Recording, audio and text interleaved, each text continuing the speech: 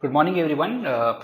We did a Telegram session this morning, audio chat on Telegram channel of Beshak, which is Beshak for financial advisors. For people who were not able to hear and for people who are not able to attend, we're just sharing a recording. This is a recording that I'm making after the session because somehow there was another technical glitch that happened with Telegram where the recording also did not get saved. Unfortunately. So I'm taking another half an hour to just again record whatever was discussed over the audio chat.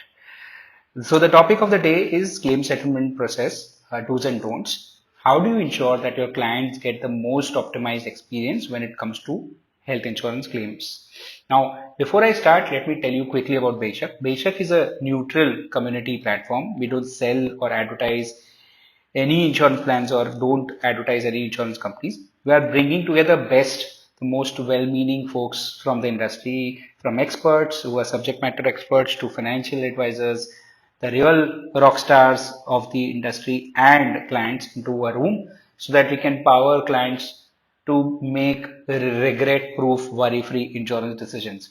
Insurance being such a complex topic and also having trust issues, it's important that there is a trusted space where customers don't have to worry and don't have to regret later about their decisions with respect to insurance. That's what we're trying to achieve here with Beshak. We want to create a win-win for everyone, including experts, financial advisors, and customers. About me, I am Mahavir Chopra. I have around 16 years of experience in retail insurance distribution. I have set up insurance businesses, distribution businesses for pretty large insurance distribution companies. The last company that I worked for was CoverFox, where I was the chief business officer. I have also set up claim processes. I have also set up insurer relationships and led insurance relationships for these large distributors that I've worked for. An insurance claim that all of us know are not in our control. The insurer takes most of the decisions, the remaining decisions are taken by hospitals. There are things which, of course, like I said, would not be in our control, but then there are a lot of other things which can be in our control, and that's where we can work towards optimizing for our clients to ensure that A, they have a good experience and B, they have least amount of out of pocket expenses. So what I'm going to just share with you is how I would basically manage claims if I was a financial advisor or a distributor and also selling health insurance. What would I do to ensure that my customers are happy with the health insurance that they have, and if there is a claim, they don't face any shocks. So the most important thing to start with, first I will basically take a quick session within this session about, as an advisor, what are the things that you want to be involved in, what do you don't want to get involved in, whether you should get involved in the claims experience of the customer or your client, or you should leave it to the client. That's my first topic. The second is, what are the things that one should do before a claim actually happens or a hospitalization is required by one of your clients. So what are the things of the prep work that you should do? What is the communication and education you should have with your customers to ensure that the customer is primed into what is the expectation they should have at the time of claims. The third is, in case there is a hospitalization that is required, what are the steps that a client should take and what are the steps that you should suggest that the client should take before the hospitalization actually happens? What are the preparations that can be done? So one is a preparation which is today for any claim that arises in the future. One is the preparation once the client knows that there is a hospitalization that is required. Then last would be basically the post claims process. What are the things that a person should do after the hospitalization has been completed? How does he go about processing? What are the things that a client should do, and what are the things that an advisor should do? This will include basically even dispute management, which I will come to it later.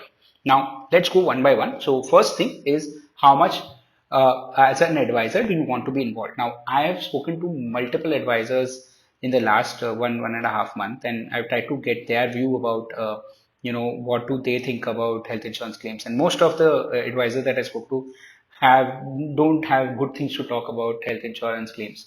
There are then a certain set of advisors who haven't had any claims experience for their clients till date. Right? So that's been the case for a couple of advisors. Now, as an advisor, taking a call that okay, I won't be getting into health insurance claims is an option, obviously, that you have. You then need to effectively communicate with your client that you won't be involved in their health insurance claim. You will effectively have to tell the client that okay, they are on their own when there is a claim. What I would do in such a scenario is that I would then try to ensure that I find the right insurers, and more than finding the right insurer, find the right team in the insurers who will then handhold my clients when I am not involved in the stuff, right? So let's say I'm going to now finalize an insurance company for my clients. While I am talking to them and negotiating them for everything else like commissions or basically processes, systems in place and everything, I will also make sure if I am not going to take care of claims for my clients, I will make sure that I find an insurance company and a team in the insurance company which will then handhold my clients, pick up papers from them, handhold them during claims, answer their queries, take care of all the back and forth that happens between the claims processing team and the insurer and the client. All that is then taken care by the insurer's team or the branch office team that I am dealing with. If I'm not able to find something like that, then obviously that's going to be an issue. And yes, I agree. It is not very easy to be able to find someone or a team in an insurance company which will take care of claims. Most private insurers, you will find it difficult to find a team or a person who will be able to face it. And also, the fact of the matter is that these people are not there. Whoever you're dealing with may not be there forever. The people change jobs, and so whoever you are depending on would actually change their jobs, and you or your clients would again be left without any support. So these are the things that you're supposed to be careful about, even if you're taking a call of not taking care of an insurance claim for your clients. You should still be very clear about two things: communication with your client, telling them that you will not be taking care of claims. B, you should be ensuring that you have support from the insurer. You have asked the right question to the insurer to ensure that at the time of claim there will be support available, even if a person or the representative that is taking care of your account leaves, right? So that's the most important thing. Now the remaining session, we've completed around close to 9 minutes of this session, but the remaining part of the discussion is going to be, let's say there is a financial advisor, or I am the financial advisor and I am going to take care of claims for my clients. Then why should I do that, right? And I will just quickly take you through those points. So like I said, there have been financial advisors who have said that they have not seen claims for their clients. The precise reason for that probably would be that your clientele right now is very young, right? People who are in their early age, let's say 30, 35, 40, and they've still not had a hospitalization in their life. And hence, I don't blame you. You actually feel that till now there is no claims. I don't know whether I need to offer a claims service because probably the insurer and the customer will be able to take care of it. But given that I have given my experience, I can tell you very clearly that when there will be really claims that will come in, because claims will come. Right now, if your clients are young, it's fine, but your clients will get old, right? Your book, as the number of clients that you have, let's say if you've been young and you started at a particular age, you would have got onboarded a lot of young clients, but these clients, as they grow old, they will need hospitalization, and hence they will be wanting to use their health insurance policies. And at that time, they will expect that you help them intervene wherever an insurer fails to give services or wherever they face a roadblock.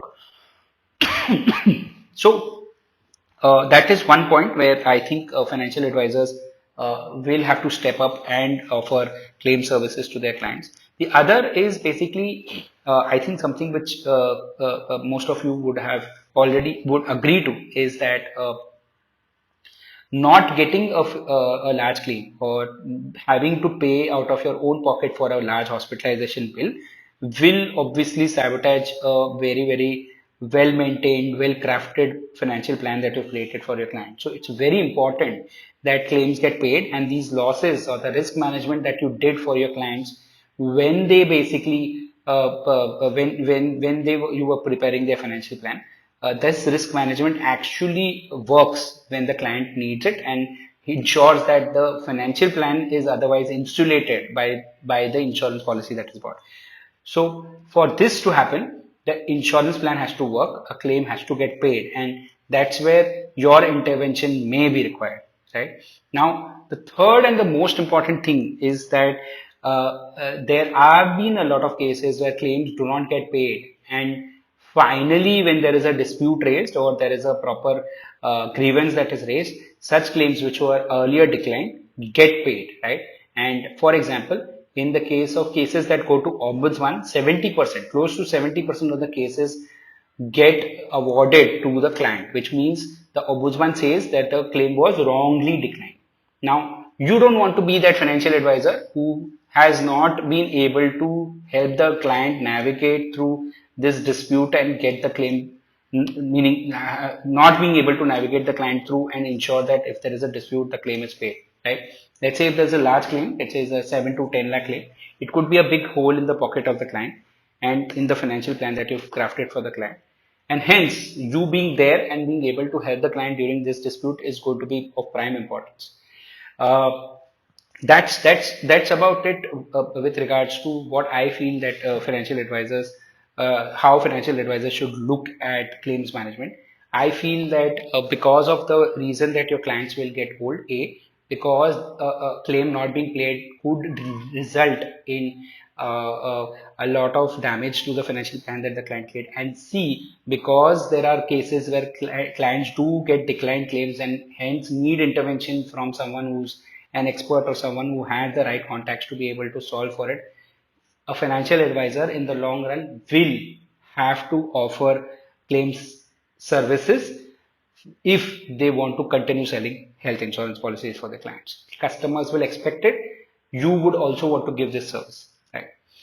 So that's about this. And the next point that we go to is how do we prepare for a future claim, ensuring that the client is aware of what are the things that they should know before making a claim. How do we ensure that there is enough education and communication that clients don't get a shock of their life when there is an actual claim? How do you go about it, right? So first and the most foremost thing that you should be very importantly clear about is having a hold over all the policies that the client has. Not only the policy that you sold, but all the other policies. Also the corporate policy, if he's an employed by some client, then the corporate policy also should be something that you should have studied and understood. Making a quick summary of this and giving it to the client, saying that, these are the things that will be covered for you. These are the kind of eligibilities that you'll have. These are the room limits that you'll have. Explaining the client is of prime importance so that whenever there is a claim, the client is aware of the benefits, the conditions of the policy. Obviously, not all benefits, all conditions, but the most core benefits and conditions so that they're aware that when a claim will be paid and not being paid, right? For example, if a client has a pre-existing disease, then the client should know that for 4 years they will not be able to get claim for, or 3 years, but depending upon the waiting period, they'll not get a claim, right? So this education has to be done A, face to face, and B, maybe by creating a summary document which they can read at rest, at leisure, right? Another thing that is very important is a very peculiar thing, but very important for you to know that, let's say if a client has ported his policy before you onboarded the client, and there have been pre-existing diseases that happened before porting, right, in the previous policy that the client had. Now you were not involved in this process entirely, but let's say there's a client who had a policy till 1999, from 1999 to, let's say, 2005. In 2005, they ported to another insurance company. Let's say insurance company B from insurance company A. Now, when they ported from insurance company A to insurance company B, did they inform about all the claims that happened during, or all the diseases that happened during the period when the insurance company A policy was ongoing, right?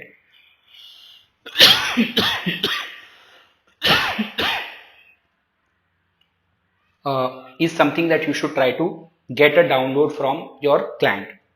How do you do that? Is that find out if any policy that the client holds has gone through a portability.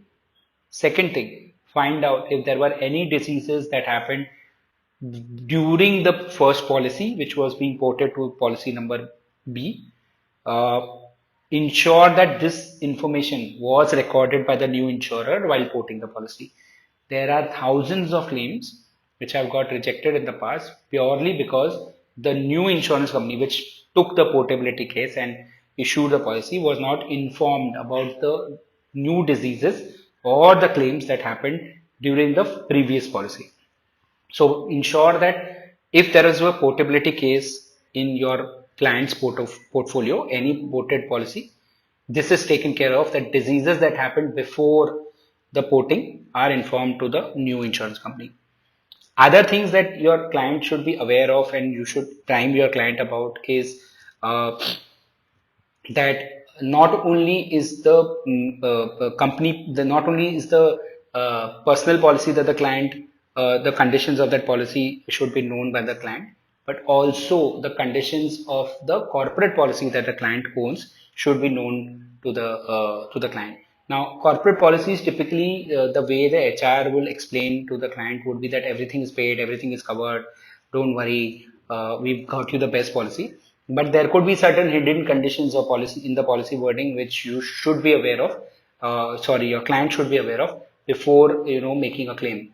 So ensure that you through your client get the policy wordings of also the corporate policy and have gone through the terms and conditions to understand room rent limits, limits on surgeries, specific treatments, co-pays, also any other limitation that is there in the policy, any other financial limitation in the policy, you should be aware and make the client aware.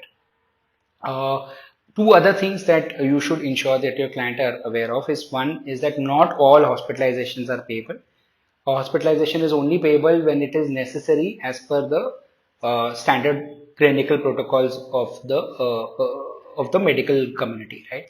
So ensure that you don't just in a haste get hospitalized is something that you should tell your client.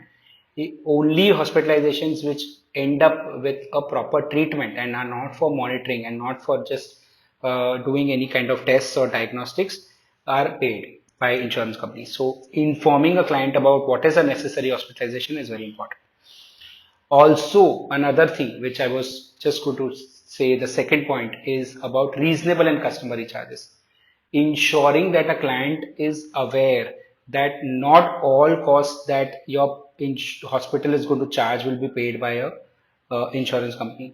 Insurance companies will not pay for overcharging that happens in hospitals. So whenever a person or client is going for a hospitalization, ensure that the hospitalization costs and estimates are taken beforehand, and they are basically costs that are justified and there is no overcharging that happens. How do you know, or how do you tell your client to know about this, is that one is that each of us can smell overcharging. Most of the times, whenever an estimate comes to us, we are able to, we have a clear mental view about what is the kind of charge that a particular treatment will have. Based on that, there is an amount that you would basically match against. Now, if the amount does not match, as a client, what you should tell your client, as a client, what they should do is basically try to find out if there is any kind of overcharging. How to do that is to basically find out from uh, people who are in the medical fraternity, who are family members of the client. They can basically help them. The other people who can help is anybody else who has gone through a similar hospitalization in a vicinity, in a similar kind of quality of hospital. What is the kind of charges they have paid? What you need to educate your client is that if you are going for a hospitalization with insurance, you still basically do all the diligence that you will do like you don't have insurance, right?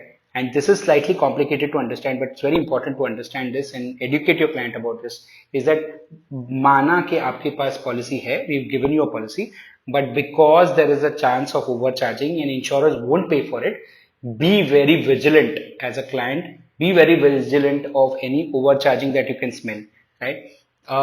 There will be overcharging that will happen. I'm very sure about it as soon as the client makes the hospital aware that there is a insurance policy that he holds. But at the same time, the client should still negotiate for two reasons. One is that insurers may not pay. Two is that it is going to exhaust that year's sum insured. And if there is another claim, the client may have to pay from his pocket. So exhaustion of sum insured and deductions possible from the insurer's end in case of overcharging that the insurer is able to prove can result in out of pocket expenses for the client. So these are the important things that a client should be aware of. How do you make the client aware of these things? Do personal meetings. If I was you, I would do personal meetings. I also create summaries, create short videos for your clients and share with them so that they are aware of these things. Now coming to actually a claim, coming into picture when a hospitalization is happening. When your client is going through hospitalization, you should, before that, meaning even today, if I'm talking to a client, ensure that you tell your client that whenever there is a hospitalization, don't wait to reach the hospital and get admitted to the hospital to inform me as a financial advisor. Inform me as a financial advisor as soon as you realize that, okay, there is a hospitalization that is going to happen and is being planned and is being discussed with a doctor. You should to tell the client to inform you as a financial advisor as early as possible, as soon as the client is aware. This will help the client be prepared about the claim, be prepared about what kind of things and do's and don'ts that the client should go about. Right? What are the things that you should do as soon as the client informs you about hospitalization? A, set expectations right. If there is a cashless, explain to the client very clearly that, okay, while insurance companies do offer and promise 4 hours to 6 hours of turnaround time whenever you apply for a claim, there can be delays. There are a lot of glitches and there are a lot of issues with claim settlement with insurance companies, and the experience is slightly broken is something that the customer should be told about and informed about. Even for the best of the insurers that are there in the country, there will be glitches and there can be delays. So it's very important that the client is aware of this and does not expect 5-star service. There is no 5-star service in claims, unfortunately. Uh, Ensure that the client chooses the right insurance policy from which he is going to make the claim. Now, if there is, let's say, a corporate policy and there is a individual policy, there are naturally choices that people suggest that take the corporate policy and make the claim from the corporate policy, because the individual policy will have a no claim bonus, the individual policy may have some waiting periods. But let's say if there are no waiting periods in both the policies and of the waiting periods have been exhausted, the customer has crossed the waiting period in the personal policy, then there are chances that you may actually want to suggest your client to claim from your personal policy and not the corporate policy, because the corporate policy could have some copays, could have some room rent limits which could be very stringent, or could have some other financial limitations. So just don't blindly ask your client to choose a corporate policy whenever there is a claim, because you would have prepared in advance for your client, even like I said, before there is any claim. And you are aware of the terms and conditions in the corporate policy versus the retail policy, you would be able to tell the client that which is the policy that they should claim from before, right? So let's say there's a 1 lakh rupees claim and both the policies, the corporate policy and the retail policy, have enough cover for 1 lakh of hospitalization. It is important that the client is aware which policy to choose first and which to choose next, right? If there is a larger claim, right? Uh, Ensure that the next thing is very important, is that ensure that the client takes, if it's a planned hospitalization, the client takes estimates from the insurance, from the hospital. Sorry, the client takes estimates from the hospital and compares that with whatever are the charges in nearby hospitals. Also compares with whatever other family members for a similar kind of treatment have paid. Also tries to validate the cost with maybe a doctor family friend or a doctor relative, and to understand whether the costs are valid and reasonable. Very, very important to do that. The other thing, very, very important thing that we should then look at is point number four. Point number four is basically ensuring that there is you follow the PRR rule. What is the PRR rule? For every payment that the client makes, ensure that you educate the client about the PRR rule.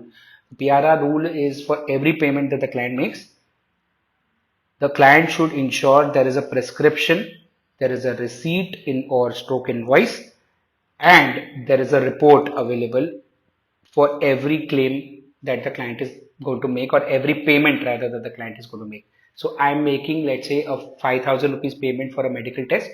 I should have the report for that medical test, original report.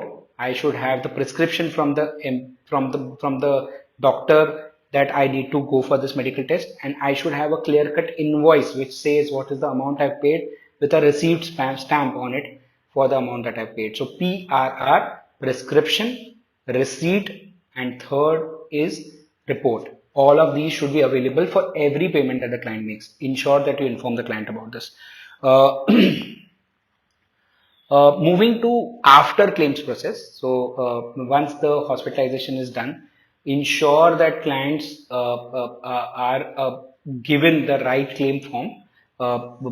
The best way to ensure that you give the right claim form is to connect with the insurer and ask the insurer to give the latest claim form on email, right? A lot of times the website may have a old form. In case of reimbursement claims, then that could lead to a lot of delays. Ensure that you get the latest form from the insurance company. Second is to follow the list provided in the policy wordings carefully of every document that has to be submitted to the insurer. The better way to do that, even a much better way to do that, is that while you are asking for the claim form, ensure that you also ask the client to ask the insurer, or you could directly ask the insurer to give the list of documents that they need to that the client needs to submit to make a claim. Now, ensure that you inform the insurer that there shouldn't be any back and forth, and give a complete list of documents that are required so that you can minimize the amount of back and forth that happens after the claim is submitted. What happens? What are the back and forth that happen? Is that once you've submitted the claim, the insurer could come up with a new paper requirement saying that get me this document, get me that document, and that delays the claim. It also creates a lot of hassles. Ensure that you followed the list of documents that have been provided, understood the list for your client, and ensure that before the documents are submitted to the insurer, that list that the insurer has given you is completely complied with. This is a very important step which will ensure there are least amount of back and forth that happen and least amount of hassle that the client has to go through, and the fastest way to get a claim settled, right? The other two things I think are very basic, but ensure that you are doing it. One is keeping scanned copies of every document that is being submitted to the insurer. Ensure that if you are, let's say, not able to take it yourself and your client is basically at the hospital and only they have it, even a photo, a clear photo taken on a mobile is good enough for every document that is being given away to the hospital to be given away to the insurer, or you are giving it away through the client to the insurer. Ensure that you have photos of every document that you are submitting to the insurer. Second is ensuring there is acknowledgement for every document that you have given to the insurer. Now, you would go and submit documents. Always ensure that you take a Xerox copy of that document and get it signed and received by the person who's picking up that document for you. If the person is going to an office and submitting it, then get it signatured and signed and received by the person who's receiving it. If you're sending it by courier, ensure you send it by a very good courier company so that you have the proof of delivery of that document. So that's about how to process claims and what are the do's and don'ts. The last thing that I wanted to cover, I'll take one more minute to cover that, is basically disputes, right? Not all claims will get settled in one go, and there will be declines that will happen at the time of cashless claims or reimbursement claims.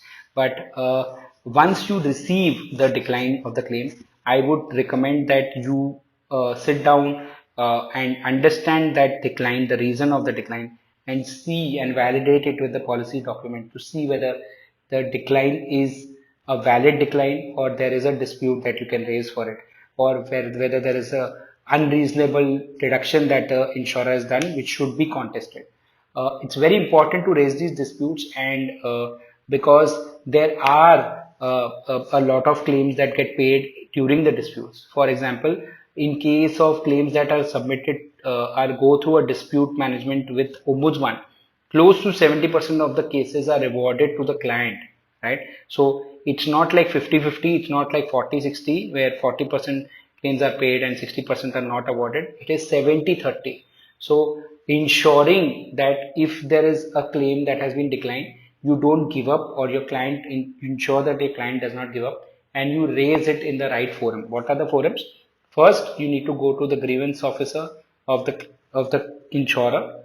Write an email to the grievance officer. You'll get the email address on the insurance company's website. Write to them on email with complete detail and contesting the declining claim that the insurer has made, the decline of the claim that the insurer has made. The second is basically wait for then 15 days for the insurer to reply. Now, if the insurer does not reply satisfactorily, or if the insurer rather does not even reply, then you can basically escalate this claim with the IIDA, which is the regulatory body. There is a website that IIDA has created to lodge complaints for against insurers and other agencies. It's called IGMS. You can lodge a claim, or sorry, rather a complaint in the IGMS portal of the IIDA. On the other hand, you could also lodge a complaint with the ombudsman. You can also contest a declining claim with the ombudsman. Now, you may find this very tedious or very complicated, but believe me, these are not very difficult processes. Most of them are online, and ombudsman, you could actually file your complaints, all everything online without stepping out of your office or your home for your client. So any questions that anybody has regarding the audio that I've recorded, I would be more than happy to answer these questions. Either you could put it on the comment section where we'll host this video. You could also write to us at info@beshak.org. You could, if you are on Telegram, then you could also write to us on a handle called @Beshak admin. You could basically search on Telegram for Beshak admin, and then you could post a question to us there. The best place to ask us questions obviously is the Beshak forum, which is on our website. You could go to beshak.org/forum and ask your question, and the best of the industry experts with tons of experience will answer your question in detail and will help you basically solve for your clients' problems. That's it for me. I hope this audio is useful for you. In case you have any feedback about the recording of this audio, do share it with me on my handle, which is Mahavir Chopra on Telegram, or you could also share it with Beshak admin on Telegram. Thank you very much. Goodbye.